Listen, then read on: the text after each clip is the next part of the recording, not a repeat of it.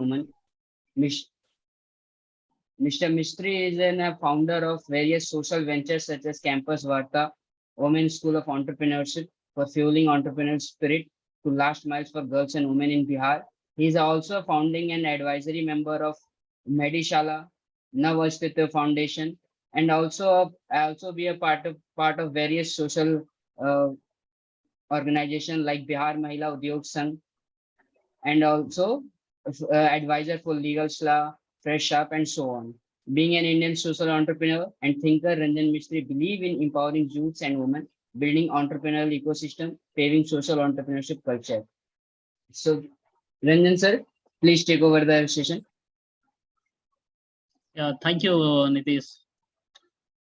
आज का सेशन जो है, पहले तो मैं आपको बता दूं कि मैं बिहार से हूं और जो भी एंटरप्राइजेज हैं या जो भी चीज़ें हैं ये सारी के सारे जो हैं बिहार बेस्ड हैं और मोस्टली मेरा सोशल एंटरप्रेन्योरशिप डिपार्टमेंट है और जो सेक्टर्स है मैं उस पर डील कर रहा हूँ या देख रहा हूँ। सो आज का टॉपिक जो नीतीश ने मुझे दिया है वो है लीन स्टार्टअप्स MVP के बारे में। पहली चीज तो मैं ये जानना चाहूंगा, क्योंकि मैं इसे पहले भी मैंने नीतीश को बोला कि ये वन वे कम्युनिकेशन नहीं होगा, वन वे लेक्चर वाइज नहीं होगा, क्योंकि मैं लेक्चर लेता नहीं हूँ, तो इसे टू वे रखते हैं। तो अभी पास आउट होने के बाद कितने लोग यहाँ पे हैं जो स्टार्टअप्स में जाने वाले हैं मोस्टली?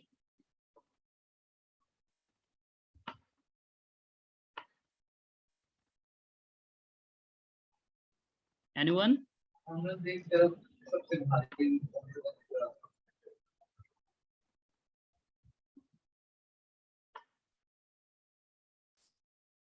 Okay.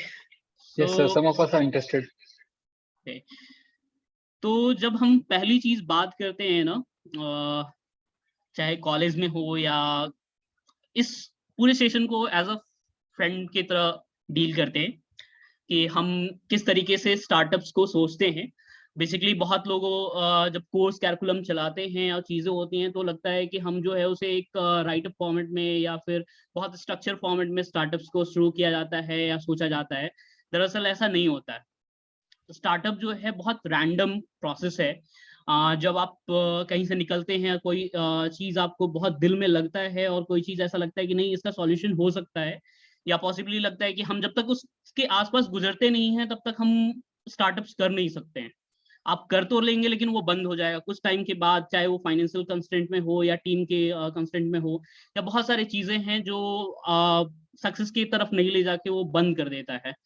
तो पहला जो चीज है, जब भी आप लोग स्टार्टअप्स की तरफ मूव ऑन करेंगे तो पहला जो मेरा पॉइंट है या मैं कहना चाहूंगा कि आप जो है उस चीज को देखिए जिससे आप गुजर रहे हैं या जहाँ पे प्रॉब्लम आपको दिखा अपने पर्सनल लाइफ में या अपने फैमिली फ्रेंड्स में, तो ज्यादा बेहतर होगा रेदर देन ये लीन स्टार्टअप मेथोडोलॉजी या डॉक्टर सरस्वती की बात करें उनके इफेक्चुएशन मॉडल को, तो ये सब के सब धरे रह जाते हैं। कहीं पे कोई ये लीन स्टार्टअप मेथोडोलॉजी या फिर इफेक्चुएशन मॉडल जो है काम नहीं आता है।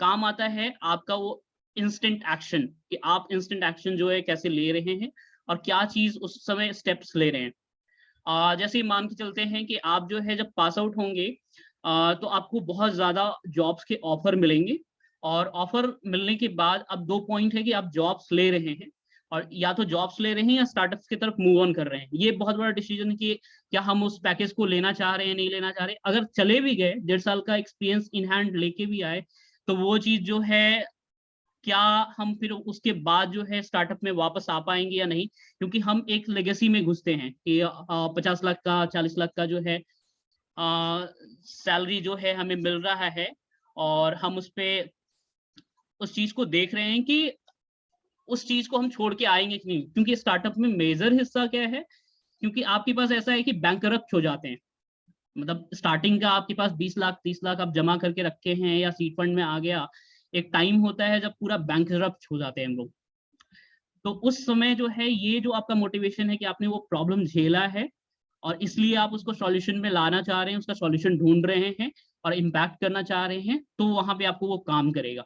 बाकी सारा का सारा मॉडल, चाहे ये थ्योरी बेस्ड हो, चाहे इफेक्चुएशन मॉडल हो या लीन स्टार्टअप मेथोडोलॉजी का मॉडल हो, इस कहीं कोई काम नहीं आता है।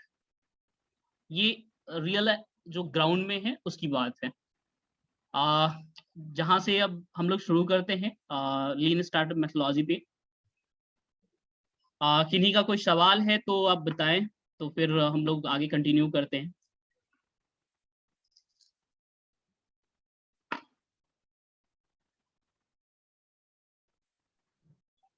सर अभी तक नहीं है। Okay. ठीक है, हम लोग लीन स्टार्टअप से शुरू कर रहे हैं। ठीक है, मैं स्क्रीन शेयर कर रहा हूँ आपको।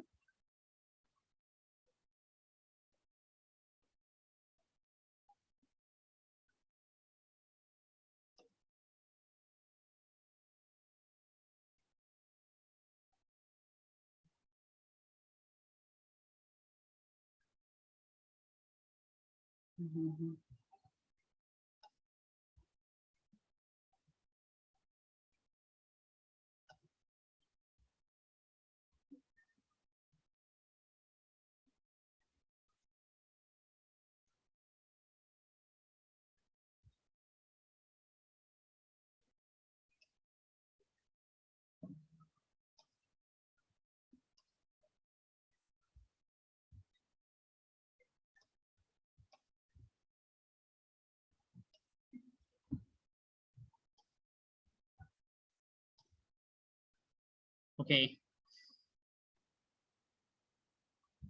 सो जब हम लोग लीन स्टार्टअप मेथोडोलॉजी की बात कर रहे हैं ना, तो जब हम लोग स्टार्ट करना चाहते हैं तो हम दो चीजें वहां लगाते हैं, एक टाइम और पैसा।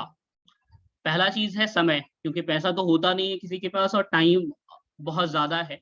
और जो टाइम है वो बहुत प्रीशियस है, क्योंकि जब भी आप स्टार्टअप्स में घुसेंगे या आएंगे तो आपको कम से कम मतलब 2 साल 3 साल आप देने वाले हैं, जब उसके पायलट से लेकर उसके एक्सक्यूशन फेज तक। तो आप एक अपना प्रीशियस टाइम जो कैरियर का है उसे आप दे रहे हैं। तो टाइम और पैसा दोनों को लगा रहे हैं, क्योंकि आपके पॉकेट मनी में जितना भी पैसा है ये दोनों को। तो उसके पहले जो है उसको चेक कर लेना है कि क्या वो चीजें जो हम करना चाह रहे हैं क्या वो फिजिबल है, क्या वो पॉसिबल है, या पॉसिबल है या नहीं है। तो पहले उसको चेक करना, परखने को ही हम लोग लीन स्टार्टअप मेथोडोलॉजी कहते हैं, सिंपल। लीन स्टार्टअप मेथोडोलॉजी में जो है बेसिकली इसको 2008 में जो है एरिक राइस सर ने दिया था, जिनकी आप किताब पढ़ रहे हैं। उसमें 3 फैक्टर हैं, बिल्ड, मेजर और लर्न। पहला चीज है जब कोई आइडिया आता है तो हम आइडिया को जो है फॉर्मुलेट करते हैं। कोई आइडिया मान के चल रहे हैं कि हमें कोई आइडिया आया कि हम ये चीज कर सकते हैं, तो हम उसके हाइपोथेसिस को फॉर्मुलेट करेंगे कि अच्छा ये पॉसिबल चीजें हैं, ये प्रॉब्लम है, ये सॉल्यूशन हो सकता है। उसके बाद जो है अब हम जो है उसको बनाते हैं, उसका एक जो है एमबीपी बनाते हैं, कि ये छोटा सा model as in the form of हम कह सकते हैं कि हम उसका वेबसाइट बना सकते हैं या फेसबुक पेज बना सकते हैं, जहां से हम फीडबैक ले सकते हैं कस्टमर से या लोगों को इन फर्स्ट हैंड में दे सकते हैं, मतलब बिना प्रोडक्ट को बनाए हुए। अब जब वो एमबीपी तैयार हो जाता है तो एमबीपी तैयार होने के बाद जो है हम फिर प्रोडक्ट के ऊपर जाते हैं, कि हमें लगता है कि अच्छा ये मॉडल जो है इतने सारे कस्टमर ने, हमने 100 लोगों के ऊपर या 10 लोगों के ऊपर कहा कि हम उनसे पूछ लिया एक गूगल फॉर्म बनाकर या फिर वेबसाइट बनाकर कि ये चीजें चलेंगी या नहीं चलेंगी। जब वो हमें फिजिबल लगता है कि मान के चलते हैं कि उन्होंने 70% लोगों ने या 60% लोगों ने कहा कि अच्छा ये चीजें अगर आप लाते हैं तो ये चीज चल पाएगा, और ये चीज जब वो कह रहे हैं, जब 60% के आसपास में आ रहा है, तब हम उसे प्रोडक्ट के हिसाब से लाते हैं। उसको प्रोडक्ट जो फाइनल प्रोडक्ट में है, चाहे वो एप्लीकेशन के फॉर्मेट में हो या जो फाइनल प्रोडक्ट आपका है फिजिकल प्रोडक्ट है, हम उसे उस फॉर्म में लाते हैं एमबीपी के बाद। और उसके बाद फिर से जो है उसको मेजर करते हैं, वैलिडेट करते हैं कि वो चीजें जो है डेटा के साथ में कि वो कितना चलेगा या कितना वो कन्वर्जन में है। मतलब कहने का मतलब है कि हमने 100 लोगों को रीच किया, तो 100 लोग में से कितने लोग हमें पे कर रहे हैं। यहाँ सारा कुछ जो चल रहा है वो सिर्फ इम्पैक्ट पे नहीं है कि हम इम्पैक्ट कर रहे हैं, यहाँ जो चीज चल रहा है वो फाइनेंस में चल रहा है, कि हम जो वो डेटा जो हम लेके आ रहे हैं वो डेटा में ये होना चाहिए कि आपके प्रोडक्ट बनने के बाद कि हम उसे मार्केट में ले गए और हमने 100 लोगों को दिया और उसमें से कितने लोग उस पर रिएक्ट कर रहे हैं, पे करने को तैयार हैं। और फिर उसके बाद जो हम देखते हैं ये पूरा जो प्रोसेस है, उसके बाद जो है हम उसमें से निकालते हैं कि हम क्या उस प्रोडक्ट पे हमें पाइवट करना चाहिए या प्रिजर्व करना चाहिए, हम उसी पे टिके रहें या फिर कुछ और चीज करें।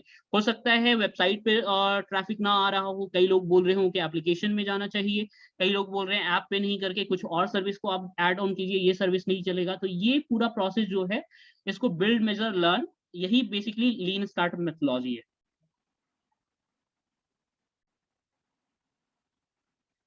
सो बेसिकली ये प्रोसेस है कि जब आइडिया प्लान आएगा तो उसको जो हम बिजनेस मॉडल कैनवास में हम लोग उसको पहले फिगर आउट करेंगे, उसके ऊपर जो है हाइपोथेसिस उसका क्रिएट करेंगे, देन फिर एमबीपी तैयार करेंगे, एंड देन फिर उस एमबीपी को हम उससे जो लर्निंग आएगा उसको फिर से इम्प्लीमेंट करेंगे और फिर वो आइडिया फेज में चला आएगा।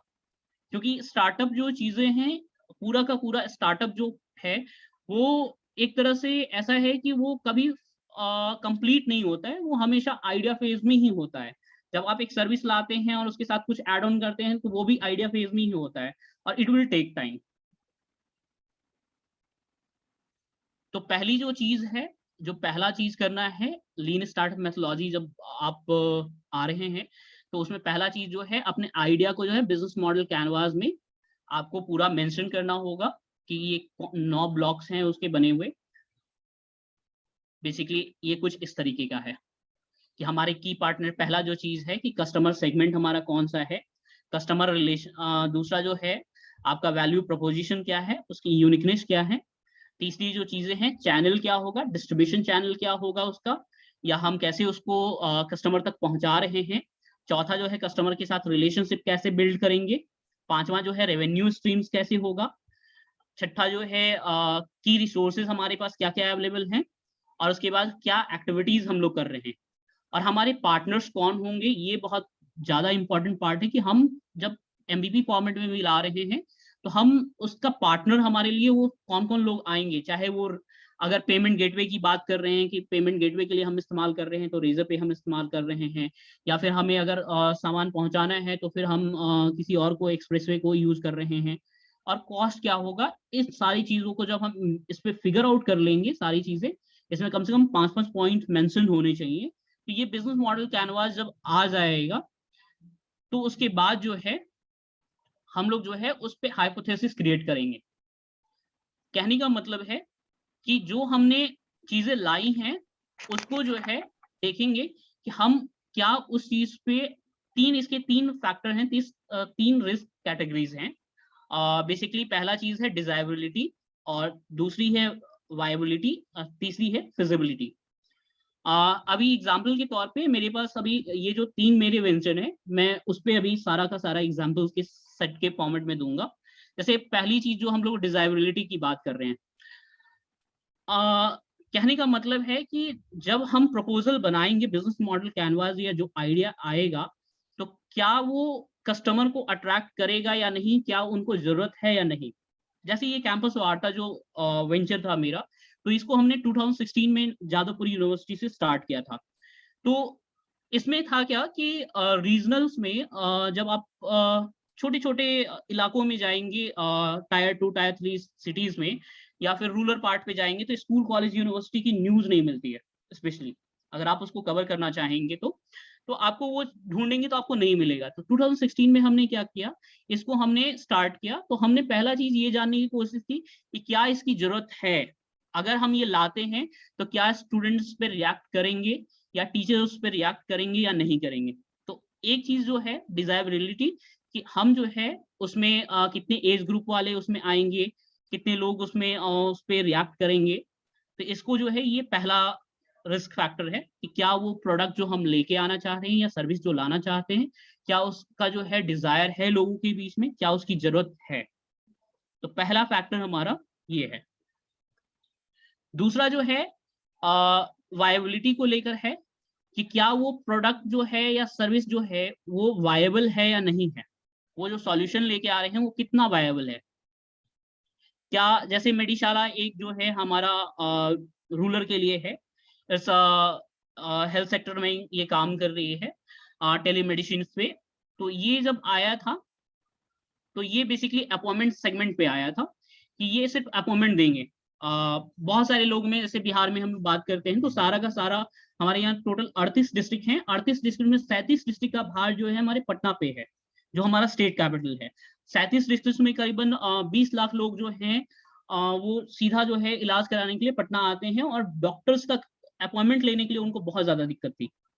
तो वो उस मॉडल को हमने वायबल के तौर पे उस समय देखा कि क्या वो चीजें वायबल है या नहीं, वो जो सॉल्यूशन ला रहे हैं क्या वो काम करेगा कि नहीं। तीसरी जो चीज है वो फिजिबिलिटी है, कि जो हम प्रोडक्ट ला रहे हैं या जो चीज सर्विस हम लाना चाहते हैं वो कितना फिजिबल है, क्या हम उसको ला सकते हैं, क्या वो हमारे बजट में है, या कस्टमर के लिए वो उस एंड पे हम उसको ले जा सकते हैं कि नहीं, और उस डेट पे ले जा सकते हैं नहीं, उसका ग्रोथ हो सकता है या नहीं, वो कितना फिजिबल है। कई बार ऐसा होता है, अब जैसे मान के चलते हैं कि हम कह रहे हैं कि हम एक बाइक को बना रहे हैं, और बाइक का हमने एमबीपी जो है प्रोडक्ट को बना दिया, लेकिन ये पता है कि आने वाले टाइम में जो है हमारे पास पेट्रोल नहीं होगा, तो वो वहां पे वो फिजिबल नहीं है, क्योंकि वो आगे चल के वो पूरा का पूरा बिजनेस जो है गिर जाएगा। तो ये 3 रिस्क फैक्टर हैं जिसको आपको देखने की जरूरत है कि वो क्या वो फिजिबल है या नहीं है, वायबल है या नहीं है, और वो क्या जो है डिजायरेबल है कि नहीं है।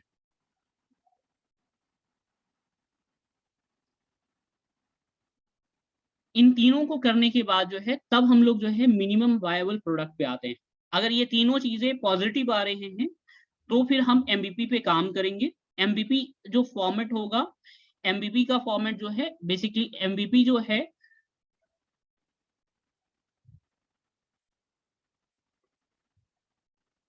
एमबीपी बेसिकली फिजिकल प्रोटोटाइप में नहीं होता है।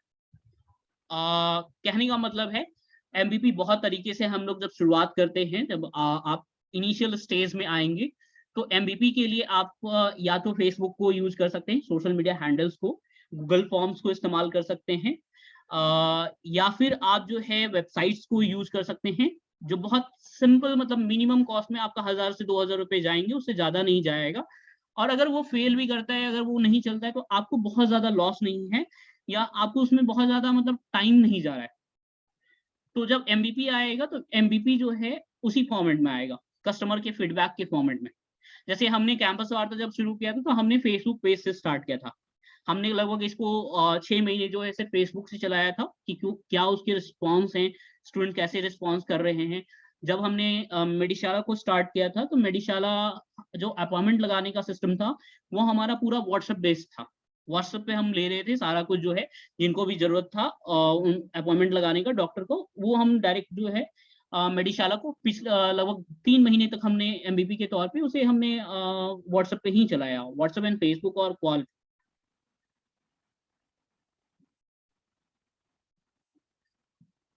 तो पहला एमबीपी का फॉर्मेट है लैंडिंग पेज। आप जो है लैंडिंग पेज वेबसाइट को बना सकते हैं जहां से लीड जनरेट कर सकते हैं। ये बहुत सिंपल तरीका है और मोस्टली जो है यही काम कर रहे हैं आज के डेट में, क्योंकि गूगल फॉर्म आ चुका है और कई सारे टाइप फॉर्म आए हैं, तो आप जो है फॉर्म के जरिए भी वो कलेक्ट कर सकते हैं। दूसरा एमबीपी का एक तरीका ये भी है कि हम लोग डेटा कलेक्शंस करते हैं जाकर कि क्या उसकी नीड है या नहीं है, तो एक जो है पूरा सर्वे करते हैं, तो वो भी एक तरीका है एमबीपी का। दूसरा एक तरीका है वीडियो का। जब ड्रॉप बॉक्स आई थी तो ड्रॉप बॉक्स ने पहले पूरा जो उनका काम करने का तरीका है, उन्होंने पूरा का पूरा जो है वीडियो फॉर्मेट में उस चीज को इलस्ट्रेशन में दिखाया था कि हम ऐसे काम करेंगे, आप यहाँ ये ऐसे डालेंगे और यहाँ से ये चीजें ऐसी चली जाएंगी।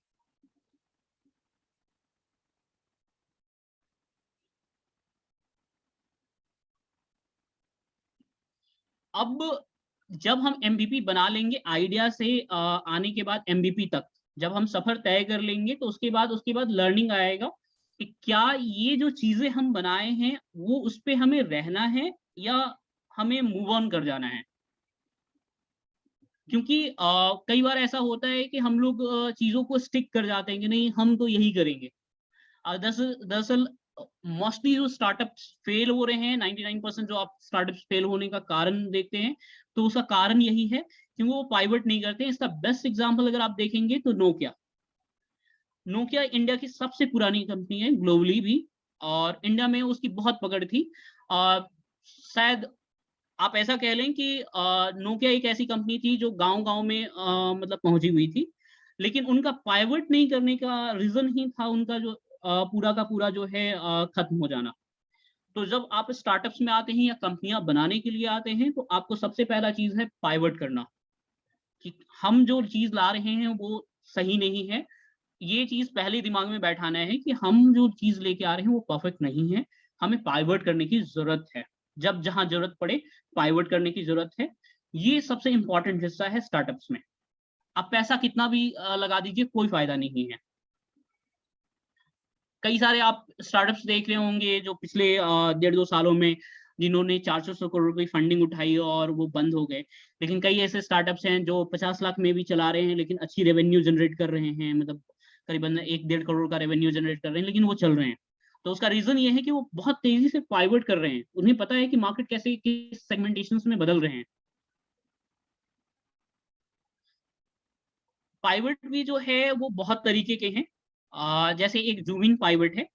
कहने का मतलब है कि कई बार सर्विस हम जब लॉन्च करते हैं, एमवीपी के बाद जो फाइनल प्रोडक्ट हम लॉन्च करते हैं, तो कई बार कुछ चीजें प्रोडक्ट चल जाती हैं और अच्छी चलती हैं, हमें उसे स्केल करने की जरूरत होती है लंबे टाइम तक। जैसे ये हमारा एक नवस्थित फाउंडेशन करके है बिहार में, पिछले लास्ट एक डिकेड से काम कर रही है, 15 सालों से काम कर रही है, और ये मेंस्ट्रुअल हेल्थ एंड हाइजीन पे काम कर रही है। पिछले महीने इन्होंने 15 साल काम करने के बाद लगातार लगभग 10 मिलियन के आसपास में इन्होंने इम्पैक्ट किया है वुमेन्स को। और उस पे तो इन्होंने बिहार में पहला पूर्णिया में एमएचएम डिस्ट्रिक्ट बनाया। एमएचएम डिस्ट्रिक्ट कहने का मतलब है, पहले क्या होता था कि गवर्नमेंट जो है छुट्टियां नहीं देती थी मेंस्ट्रुअल हेल्थ एंड हाइजीन के ऊपर। जो पीरियड्स आते थे उस पर छुट्टियां नहीं होती थी, उस पर बजट नहीं होता था, उस पर सेशंस नहीं होते थे। तो इस बार पहली बार जो है नीति आयोग ने इनके साथ मिलकर जो है एमएचएम डिस्ट्रिक्ट बनाया, पहला एमएचएम डिस्ट्रिक्ट बनाया। तो ये एक लंबे प्रोसेस के बाद 10-15 साल काम करने के बाद जो है उसके स्केल पहुंचने के बाद जो है वो चीज पॉसिबल हुआ। तो ये इस प्रोसेस को जब हम एक ही चीज को स्केल करने पे लगते हैं तो इसको जूम इन पाइवट बोलते हैं एमबीपी के फॉर्मेट में। दूसरा जो है जूम आउट पाइवट, ये जस्ट उसका उल्टा है। उल्टा इस सेंस में है कि जो सर्विस हम या प्रोडक्ट जो हम लॉन्च किए थे इनिशियल डेज में एमबीपी के तौर पे, तो वो चीज जो है समय के साथ हम देख रहे हैं कि वो चीज चल नहीं रहा है और उसके साथ बदल रहा है। जैसे आपने मेडिशाला के बारे में मैं बता देता हूँ थोड़ा। आपने प्रैक्टो देखा होगा, एमफाइन देखा होगा। पिछले 1.5-2 सालों में वैसे तो ये 2017 में मेडिशाला आई है बिहार में। बिहार की ये पहली मेडटेक स्टार्टअप्स थी। सो एमफाइन और प्रैक्टो बहुत सालों से काम कर रही हैं और हर महीने आई थिंक उनका जो बर्निंग है वो करीबन 10 करोड़ के आसपास में है। बर्निंग रेट जो उनका है 10 करोड़ के आसपास में है। लेकिन आप कभी अगर सोचेंगे कि आज भी इंडिया में वो रूरल पार्ट में नहीं पहुंच पाए हैं। प्रैक्टो इतना पैसा उठाने के बाद, इतना खर्च करने के बाद वो रूरल सेगमेंट में नहीं घुस पाए हैं। रूरल जिसके लिए टेली कंसल्टेशन की बात जब हम करते हैं तो वो बेसिकली रूरल पार्ट के लिए ज्यादा इफिशिएंट होता है। जो शहर में हैं, लोग रह रहे हैं मेट्रोपॉलिटेशन में, उनके पास डॉक्टर अवेलेबल होते हैं। तो ये ज्यादा नीड जो है गांव वाले लोगों को था। तो वो उसका रीजन ये था कि गांव में जब लोग जब आते हैं तो उनका बिहेवियरल चेंज करना पड़ता। पहला चीज है, जैसे बिहार का एग्जांपल मैं दे रहा हूँ, जो मेडिशाला पे केस स्टडीज है। जब हमने किया था तो बिल्कुल प्रैक्टो की तरह ही हमने लॉन्च किया था। मोबाइल बेस्ड ऑनलाइन कंसल्टेशन था, अपॉइंटमेंट सिस्टम था। लेकिन धीरे से जब हम काम करना शुरू किए, साल भर के आसपास में हमने काम किया और उसके बाद समझ में क्या आया कि गांव में जो पॉपुलेशन रह रहे हैं वो पॉपुलेशन का जो यंग एज है उसका अराउंड 98% यूथ जो है वो माइग्रेट कर चुका है, चाहे वो एजुकेशन के लिए हो या फिर जॉब के लिए। ये दोनों जो यंग पॉपुलेशन है जो टेक्नोलॉजी को, मोबाइल फोन को इस्तेमाल कर रहे हैं, वो स्विच कर चुके हैं शहरों में। और वहां जो पॉपुलेशन, जो करीबन 99% पॉपुलेशन रह रहा है गांव में, वो अबव 55 के above age, upper age group वाले हैं जो टेक्नोलॉजी के बारे में जानते नहीं है। अगर उनके पास स्मार्टफोन भी है तो वो फेसबुक व्हाट्सएप तक सीमित होकर खत्म हो जाते हैं। तो जब हम ऐप लॉन्च कर रहे हैं या उस तरह की सर्विस लॉन्च कर रहे हैं तो वो पेमेंट गेट वो उसको इस्तेमाल ही नहीं कर पा रहे हैं। तो हमारा पूरा का पूरा मॉडल जो है फेल कर जा रहा है। तो हमने इस पे क्या किया, हमने इसको चेंज किया, पाइवट किया। पहला चीज क्या किया, हमने वहां पे फिजिकल डिजिटल क्लिनिक डाला। अब क्या है, अब किसी को गांव में अगर किसी की तबीयत खराब है तो उनको पटना आने की जरूरत नहीं पड़ेगी। आप जो है हमारे क्लिनिक पे पहुंच जाइए, आपको हमारे पास स्पेसिफाइड डॉक्टर जो है पटना से ही या दिल्ली से जो डॉक्टर ऑनलाइन वहां पे ऑनबोर्ड होंगे, और वो आपका वहीं पे जो है अपॉइंटमेंट लगाकर वहीं पे इलाज करके आपको दवा देकर डिस्पैच कर देंगे। तो एक जो है हमारा जो पाइवट किए हमने मेडिशाला डिजिटल क्लिनिक की तरफ, ये एक फिजिकल क्लिनिक की तरह हो गया। वही चीज कर रहे हैं हम लोग, ऑनलाइन कंसल्टेशन ही कर रहे हैं लेकिन थोड़ा सा फिजिकल मोड में कर रहे हैं, ताकि वो गांव के लोगों के लिए एक्सेसिबल हो पाए। इसके अलावा जो है हमने EMR लेकर आया। बहुत सारे ऐसे डॉक्टर्स हैं स्पेशली बिहार में जो मेडिकल प्रैक्टिसेस कर तो रहे हैं लेकिन वो सारा का सारा ऑफलाइन कर रहे हैं, पेपर पे।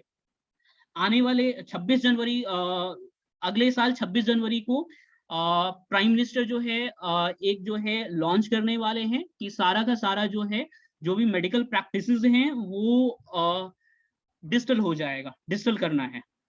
ये 26 जनवरी अगले साल रेड फोर्ट से अनाउंस होने वाली है, और वहां से, और इसमें कुछ कंपनियों को लाइसेंस दी गई है।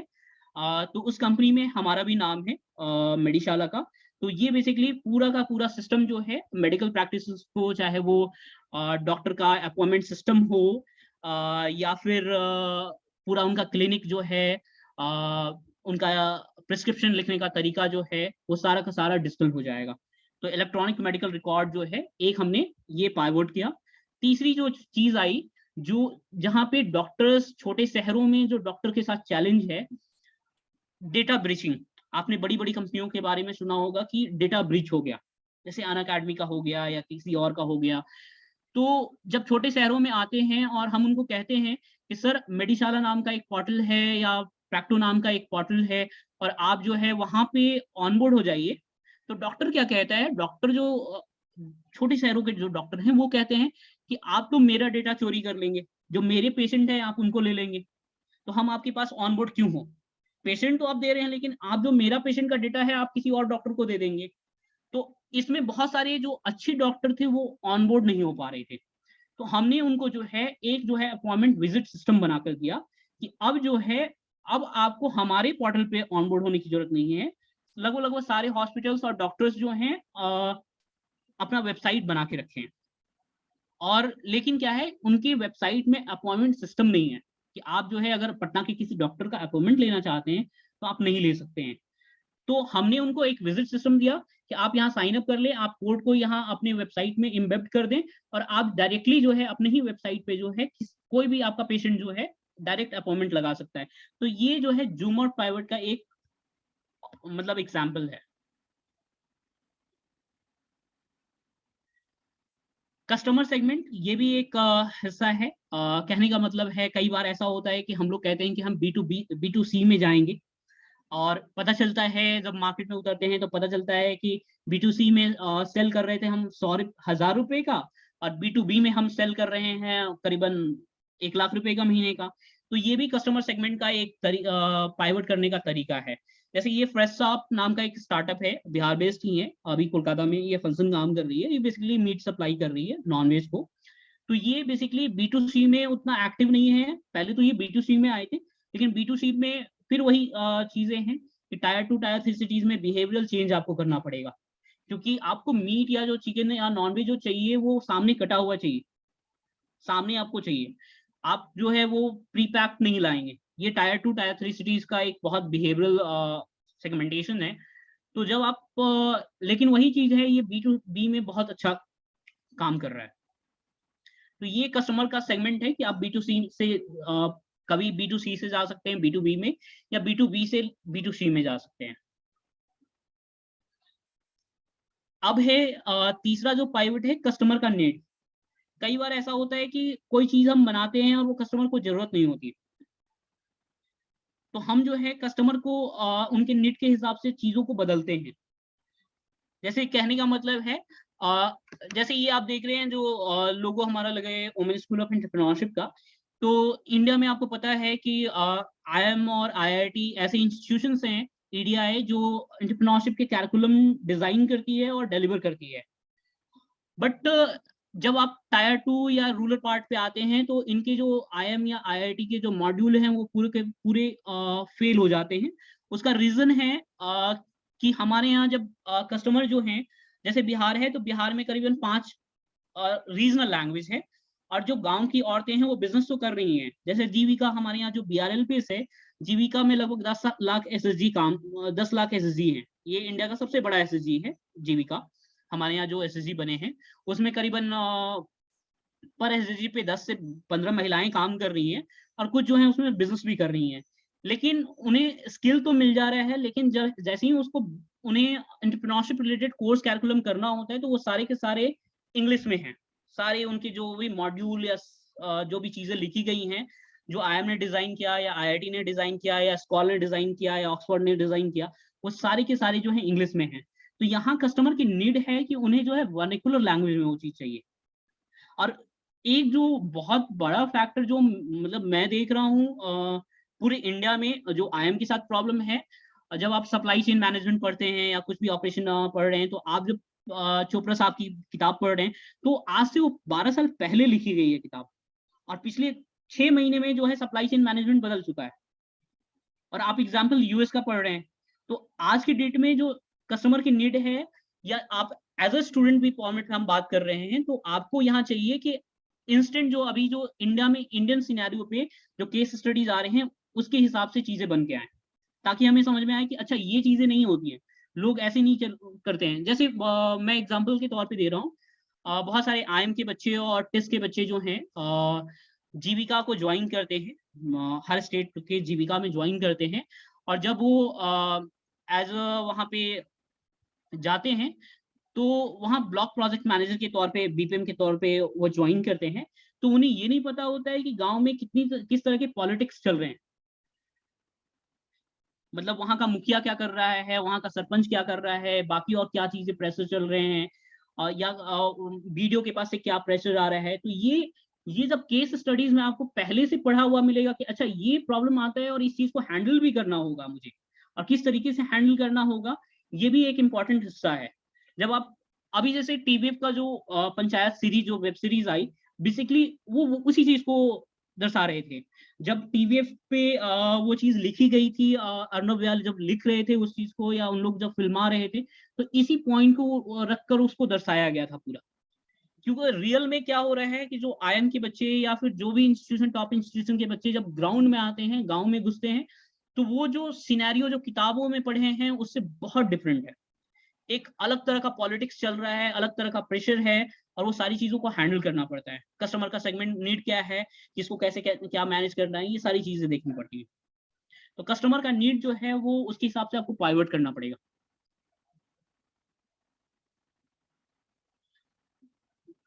चौथा जो है पाइवटिंग में, जब आप MVP बनाते हैं तो प्लेटफॉर्म को भी लेकर बहुत सी बातें हैं।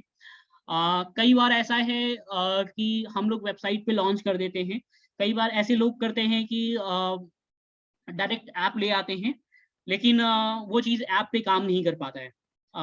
फॉर एग्जाम्पल मैं बता रहा हूँ कि आपको अगर पूरा का पूरा जो है ये CA रिलेटेड वर्क करना है, तो उनका आप कभी भी जो है आप फोन पे काम नहीं कर सकते। मान के चलते हैं हम जो है एक जो है CA के लिए हम एक सॉफ्टवेयर डेवलप कर रहे हैं, तो सॉफ्टवेयर डेवलप कर रहे हैं तो वो पूरा का पूरा लैपटॉप वर्जन में होना चाहिए। जैसे ही वो मोबाइल में कर पाएंगे तो वो चीजें गड़बड़ हो जाएंगी। तो कब कहाँ कौन सी चीजें नीड करनी पड़ेंगी, प्लेटफॉर्म को चेंज करना पड़ेगा। जैसे हम लोग कैंपस वार्ता को जो लेकर आए थे, तो पहला जब हम लेके आए थे तो वेबसाइट में था, वर्डप्रेस के वर्जन में था, और उसमें कुछ सर्विसेज थे। अब जो है हम लोग लेके आ रहे हैं वो एप्लीकेशन वर्जन में लेके आ रहे हैं, क्योंकि अब जो है स्टूडेंट की इन हैंड वो सर्विस चाहिए कि हम जो है उसको एप्लीकेशन वर्जन में लाएं। तो प्लेटफॉर्म्स को भी चेंज करने, पाइवट करने की जरूरत होती है कभी कभी, कि कब क्या जरूरत है। इसमें सिर्फ यही नहीं है कि वेबसाइट से लेकर एप्लीकेशन में हम पाइवट करें, कई बार लैंग्वेज का जो है वो भी है कि हम जो है पहले जावा पे काम करा रहे थे, अब जो है पाइथन पे चाहिए, फिर उस पर एडवांस कोडिंग, एडवांस प्लेटफॉर्म्स पे चाहिए। तो ये भी एक फैक्टर है जो जब हमें वो ध्यान रखने की जरूरत है। ये तो था MVP की और लीन स्टार्टअप मेथोडोलॉजी की बात। आई एम बैंगलोर में एक विजिटिंग फैकल्टी हैं डॉक्टर सरस डी सरस्वती। तो इन्होंने एक इफेक्चुएशन प्रिंसिपल दिया है।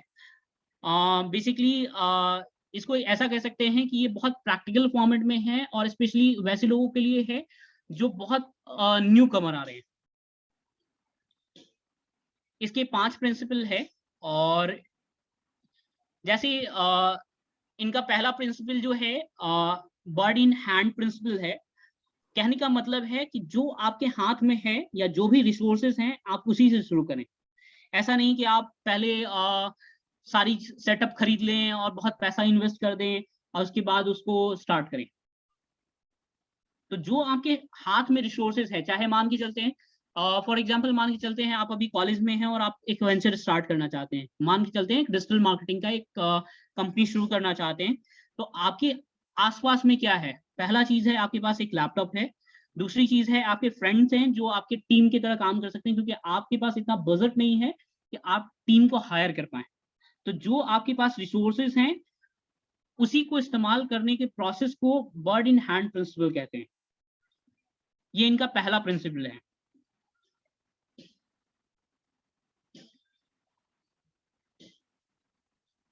डाउन साइड, जब भी हम कोई चीज स्टार्ट करते हैं तो हमें ये चीज जरूर देखना चाहिए। फॉर एग्जांपल कि हम लोग सारे के सारे बाइक चलाते हैं या कार चलाते हैं, तो सबसे पहला जब गाड़ी स्टार्ट करने के पहले हम लोग क्या देखते हैं?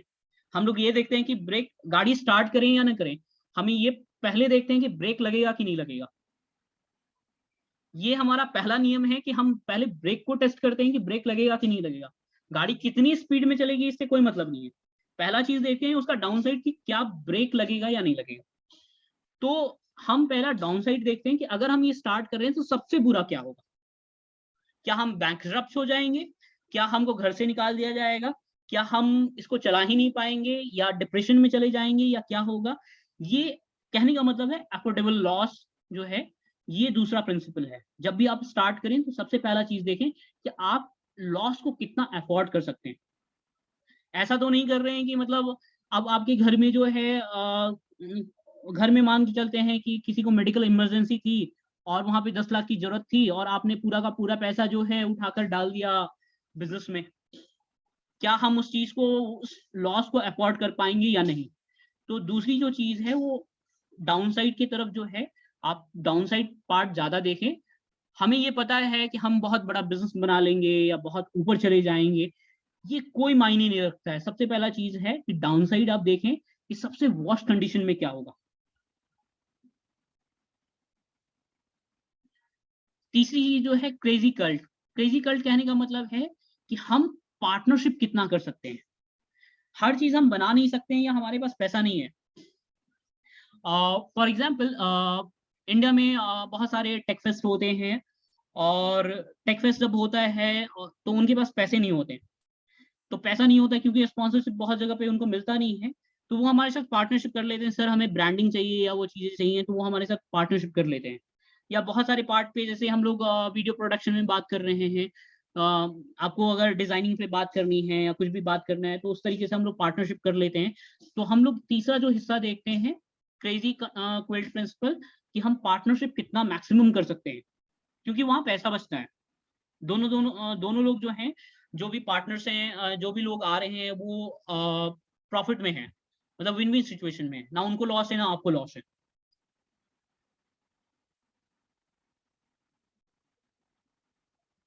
लेवरेज लेमिनेंट प्रिंसिपल जो है, हम कितना उस चीज को खींच सकते हैं, सरप्राइज फैक्टर कितना हो सकता है उसमें, कितनी चीजें हम जो है फ्यूचर में उसको जो है अनसर्टेन हम देख सकते हैं। तो ये एक चीज जो है इसमें लेमिनेट प्रिंसिपल को हम लोग देखते हैं। लास्ट जो है pilot in the plane principle है, कि प्रेडिक्शन करने के बाद हम उसको कितना कंट्रोल कर सकते हैं। कि मान के चलते हैं कि हमने प्रेडिक्शन किया कि हम इस साल तक फंड उठा लेंगे, इस साल तक हम रेवेन्यू में आ जाएंगे, और पता चल रहा है कि 2 साल तक हम रेवेन्यू में नहीं आए। तो क्या हम उस कंडीशन को अपने हिसाब से चला पाएंगे? क्या हम उसको अपने हिसाब से कितना कंट्रोल कर पाएंगे? कहाँ पे कॉस्ट कट करना पड़ेगा या कितनी चीजें हैं? जैसे अभी एग्जांपल के तौर पे मैं बता रहा हूँ कि हमने मेडिशाला पे कुछ फंड्स उठाए थे और मेडिशाला पे फंड उठाया था और हमने सारा उनके सारी की सारी चीजें हो गई और फंड हमारा खत्म हो गया। अब हम लोग देख रहे हैं उसमें कि हम कॉस्ट कटिंग कहाँ कर सकते हैं, टीम को कहाँ निकाल सकते हैं, टीम में कहाँ कॉस्ट कटिंग कर सकते हैं, ऑफिस को कम कर सकते हैं कि नहीं, ऑफिस को बंद कर सकते हैं कि नहीं, क्या हम घर से काम कर सकते हैं या कोवर्क में काम कर सकते हैं। तो ये सारी चीजों को जो है हम लोग एक साथ मेजर करते हैं, हम उस पूरे सिचुएशन को कंट्रोल कर सकते हैं या नहीं। तो सरस्वती मैडम का यही 5 प्रिंसिपल है और लीन स्टार्टअप वो है। बाकी हम लोग सवाल जवाब करते हैं, उसमें ज्यादा क्लियर हो पाएगा। Sure, sir. So guys, if anyone have question, then you can please ask.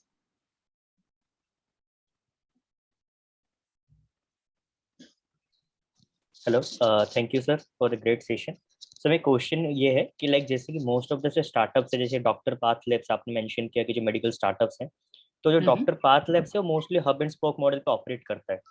तो बेसिकली ये जो स्टार्टअप्स हैं, हम लोग जो लोकल रूरल लेवल पे ऑपरेट कर रहे हैं, तो इन लोग हब एंड स्पोक मॉडल पे क्यों नहीं आते हैं? बिकॉज मोस्टली जो बड़े बड़े स्टार्टअप्स हैं तो उन लोग इधर एक्वायर एंड मर्जर्स कर रहे हैं, ठीक है। बट जो छोटे स्टार्टअप्स है, जैसे कि मान लीजिए जो टाटा 1mg है, उसका जो मतलब एसेसिबिलिटी है छोटे टाउन पे नहीं है, तो जिसके लिए छोटे मतलब जो भी एरिया है उसको हम एक्सेस नहीं कर पा रहे हैं। ओके, तो उसका रीजन बताता है। जी। पहला चीज है बिहेवियरल चेंज। ओके। उनके साथ मेजर फैक्टर है बिहेवियरल चेंज। जो रूरल पार्ट पे आप जब जाएंगे ना, तो वहाँ पे सबसे पहला जो चीज है ना कि वहाँ के जो लोग हैं वो बहुत तेजी से अडॉप्ट नहीं करेंगे और वहाँ पे उनका बर्निंग रेट बहुत ज्यादा हाई होगा और वहाँ पे पर्सनल अटैचमेंट बहुत ज्यादा काम करता है। मतलब लोकल लेवल पे आपको लोकल कनेक्ट्स जो हैं वही आपको सस्टेन करेंगे। और जो बड़ी कंपनियां जैसे जो भी आ रही हैं, चाहे टाटा 1mg है या जो भी हैं, उनके साथ मेजर चैलेंज जो है वो ये है कि वो डायरेक्टली लोग जो है हायर कर रहे हैं, ठीक है। चाहे वो आईएम से हायर कर रहे हों या बड़े इंस्टीट्यूशन से हायर कर रहे हों, और वहाँ क्या है वो हायर करके वहाँ डायरेक्ट प्लेस कर दे रहे हैं, ठीक है। और वहाँ पे वो एक जो रिलेशन है कस्टमर और उनके बीच में वो बिल्डअप नहीं कर पा रहे हैं। जो मेडिशाला का एग्जांपल बोल रहे हैं या जो छोटे स्टार्टअप्स, जैसे आपको एक एग्जांपल मैं दे रहा हूँ। जैसे आप बिहार आएंगे और बिहार से आप पटना जैसे ही आप एयरपोर्ट पे आएंगे और आप यहाँ से किसी भी डिस्ट्रिक्ट में आप जाना चाहिएगा कि हमें कैब चाहिए, तो आपको कैब सर्विस यहाँ पे ओला नहीं दे पाएगी। लेकिन आपको अभी यहीं पे एक स्टार्टअप है रोडवेज, अभी नई आई है आर्या, वो कैब है। ये लोग आपको मिनिमम फेयर में आपको किसी भी डिस्ट्रिक्ट में पहुंचा देंगे। अब वन वे फेयर ले रहे हैं। तो उनका मेजर इशू जो है, मेजर जो वो काम कर रहे हैं वो है पर्सनल कनेक्शंस। वहां पे मतलब उस तरीके का वो सिस्टम जनरेट कर रहे हैं जहाँ पे वो पर्सनल अटैचमेंट रख रहे हैं, चाहे वो ड्राइवर के साथ हो या कस्टमर के साथ हो। और जब बड़ी कंपनियां आती हैं तो उनका है, उनको सिर्फ है कि हायरिंग कर देना है, उनको दे दिए ये चीजें कि आपको ये टारगेट दे दिया है, आप कंप्लीट करना है। ना तो वो अपने एम्प्लॉय के साथ वो चीजें साझा कर रहे हैं कि प्रॉब्लम क्या है, और ना ही कस्टमर के साथ डील कर रहे हैं। जैसे मैं एग्जांपल के तौर पे दे रहा हूँ पेटीएम की। 2019 में जब उनके साथ मेरी बातचीत हो रही थी, तो उन्होंने पेमेंट गेटवे को लेकर आए थे और सारे इंस्टीट्यूशन में वो चाहते थे कि पेमेंट यूज हो। लेकिन यहाँ प्रॉब्लम क्या है कि था कि यहाँ तो पेमेंट गेटवे पेरेंट्स का जो है बिहेवियरल चेंज ही नहीं था, इंस्टीट्यूशन का वो बिहेवियरल चेंज ही नहीं है कि पेमेंट वो ऑनलाइन करे। और दूसरी चीजें हैं कि अब वो दिल्ली जैसा खोज रहे थे। यहाँ जो उनके वाइस प्रेसिडेंट काम कर रहे थे बिहार में, वो परेशान है कि सर हमने पेटीएम का गेटवे तो सारी जगह सारे इंस्टीट्यूशन में लगा दिया, बड़े बड़े इंस्टीट्यूशन में, आईआईटी में लगा दिया, एमआईटी में लगा दिया और भी सीआईएमपी में लगा दिया, लेकिन वहां से कन्वर्जन नहीं है। और वहां से ऊपर से प्रेशर उनको चल रहा है कि नहीं आप जो है इसको कीजिए, और यहाँ पे क्या चल रहा है कि नहीं सर हमें कुछ जो है बेनिफिट दीजिए। जो इंस्टीट्यूशन है वो कह रहे हैं कि बेनिफिट दीजिए, और ऊपर वाले जो हैं वो सुनने को तैयार नहीं है। तो ये एक बहुत बड़ा गैप है जो उनके एम्प्लॉयज जो उनको हायर करके यहाँ दिया गया है कंपनीज के बीच में और उनके बीच में, उस चीज को वो फिगर आउट नहीं कर पा रहे हैं। जो ऊपर दिल्ली में बैठे हैं उनको ये समझ में नहीं आ रहा कि बिहार या झारखंड या वेस्ट बंगाल जो है एक अलग स्टेट है, और वहाँ का जो बिजनेस चला रहे हैं या जो लोग हैं वो थोड़े से अलग तरीके से सोचते हैं, उनको हर चीज में एक अपना प्रॉफिट चाहिए। तो सर लाइक मोस्टली ये बेटर होगा कि छोटे स्टेट में हम छोटे स्टार्टअप्स के थ्रू ऑपरेट करें रेदर देन भी बड़ा स्टार्टअप अगर उन लोग का फिजिबिलिटी नहीं है तो it's a better option I think this. हाँ। Okay, thank you.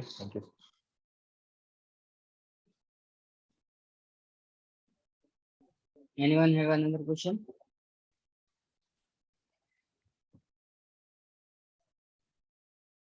Mm. So thank you, sir, for this insightful session. The session was very helpful to learn the concept of the lean startup and understand the MVP thing. And we also appreciated uh, the learnings of the rural part of India, like what are the behavioral things and how where the big startup fail in implementing their ideas in rural areas.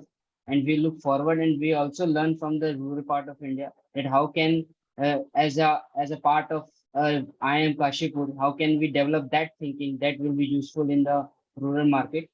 Thank you, sir, for this session. Thank you. And Thank you, everyone. yes, sir. So guys, you can leave.